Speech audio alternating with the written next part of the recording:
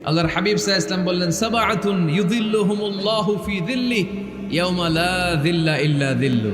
সাত শ্রেণীর ব্যক্তিকে আল্লাহ তাআলা কিয়ামতের দিন আরশের নিচে ছায়া দিবে, যেদিন আল্লাহর আরশের ছায়া ছাড়া কোনো ছায়া পৃথিবীতে থাকবে না। সেই দিনটা কি এই দিনের মতো? কিয়ামতের দিনটা আজকের এই দিনের মতো হবে? 50,000 বছর হবে। এটা লেন্থ, এটা ডিউরেশন।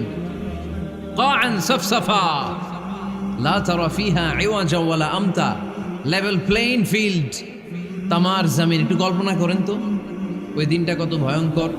বাবা ছেলেরে চিনবে না ওই দিন, ছেলে বাবারে চিনবে না, স্ত্রী স্বামীকে চিনবে না, স্বামী স্ত্রীকে চিনবে না, পীর সাহেব মুরিদ চিনবে না, মুরিদ পীর সাহেবকে চিনবে না, নেতা কর্মীকে চিনবে না, কর্মী নেতাকে চিনবে না। হায় হায়, ইয়া নাফসি বলে কাঁদবে। সূর্যটা মাথার কাছে চলে আসবে, সূর্যের তাপে মাথার মগজগুলো গলে গলে নাকের